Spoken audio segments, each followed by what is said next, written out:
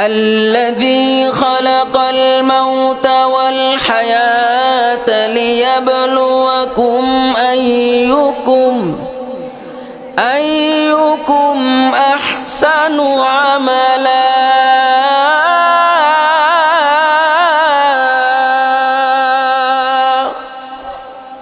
আল্লাহ রাব্বুল আলামিন ডাক দিয়ে বলেন, ও দুনিয়ার মানুষ,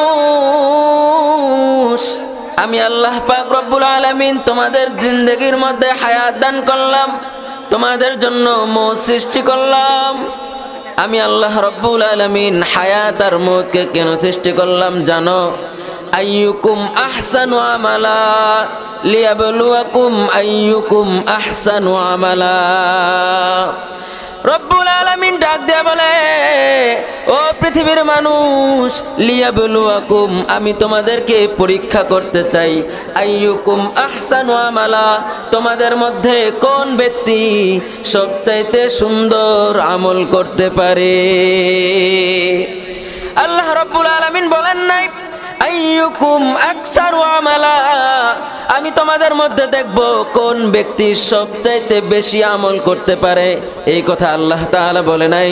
সুতরাং আল্লাহ তাআলা বলে আইয়ুকুম আহসানু আমালা, আমি তোমাদের মধ্যে দেখব কোন ব্যক্তির আমল সবচাইতে বেশি সুন্দর হয়।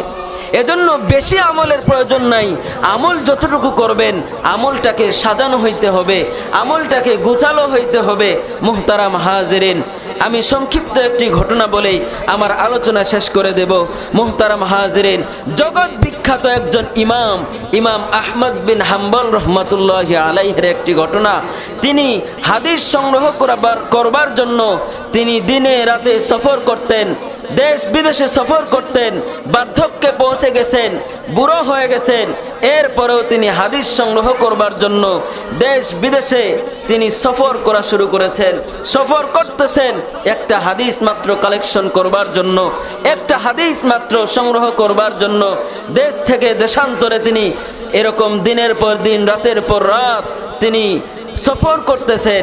মুহতারাম হাজিরিন, সফর করতে করতে কয়েকদিন সফর করার পরে সফর যখন একেবারে শেষ প্রান্তে চলে এসেছে, আর মাত্র কয়েকদিন তিনি সফর করবেন।